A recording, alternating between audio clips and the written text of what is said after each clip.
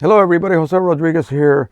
In this short video, I'm going to talk very quickly, try to make this not as boring as possible. People get confused often when they are downloading a profile for a paper made by another manufacturer other than your printer company. So when you install a Canon printer driver, it will load up a set of paper types, but those are only Canon paper types. When you download and install a Epson driver, it will have a set of Epson type papers. It will not be Hahnemuhle, it will not be Canson, it will not be Moab, it will not be Red River, okay? When you download a profile for a Red River paper and you double click on it or right click and say install, it will get installed.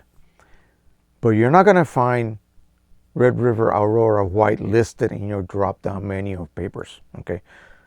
Please remember that. And a lot of people, quite a few, you would think that this would be a pretty obvious thing, but a lot of people expect to see the name of that new paper I downloaded and installed a profile for to then show up in the drop down list of paper types. No. What the companies do is they will actually tell you to use a close enough paper type so that that can then relate to the thickness of the paper. Thickness of the paper, that's the most important thing, and how much ink is required to produce a white to black continuous range of tones. Some papers require a lower density of ink. Some papers require a higher density of ink. And that information is loaded into that paper type choice. So when I choose ultra glossy from Epson on my P800, that's the setting I would use for just about any other glossy paper from third-party manufacturers that are about the same thickness, okay, and the same ink loading requirements.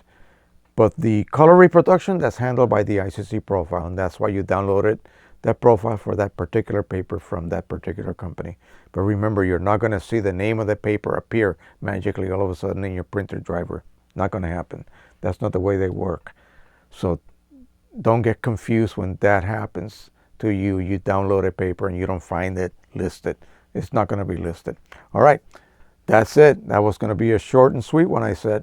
So please subscribe, share, and like. And don't forget to click on the little bell when you subscribe.